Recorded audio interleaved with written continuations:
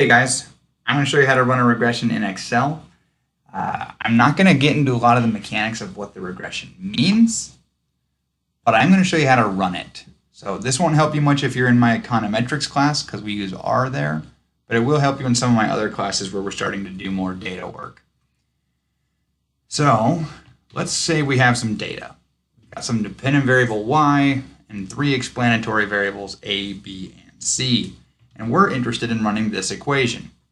Y is a function of an intercept alpha plus beta a plus gamma b plus delta c plus some error term. And I want to run this regression and report results. Okay, so I'm going to click on the data up here. And if you're like me and hadn't done a regression in Excel before, there's no analysis tab thing up here. So we need to open that up. So we're going to go to File, down to Options,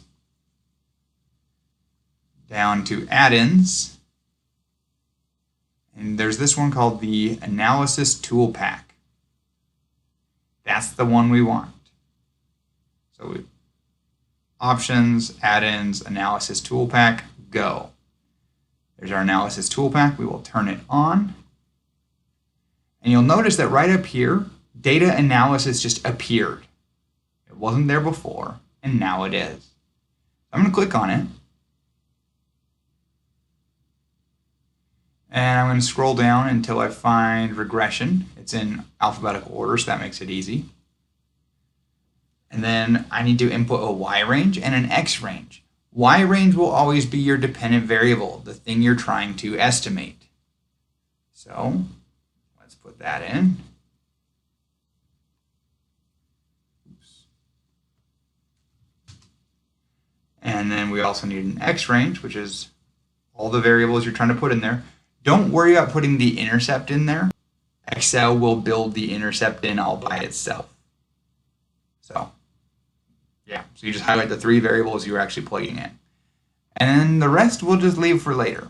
We can fiddle with the other options sometime if we want to.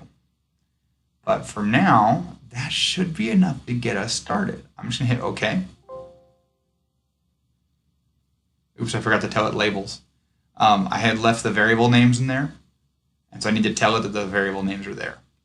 There we go. And the new sheet pops up, summary output of my regression, and it's got all this other information, including the actual regression results, specifically these coefficients. There's my estimated alpha, beta, gamma, and delta. So I think that's really all we needed to do. With that, you're able to get started, and hopefully you pay enough attention in class to figure out what it all means. If not, we'll talk about it later. Thanks for watching, guys. Good luck and happy econing.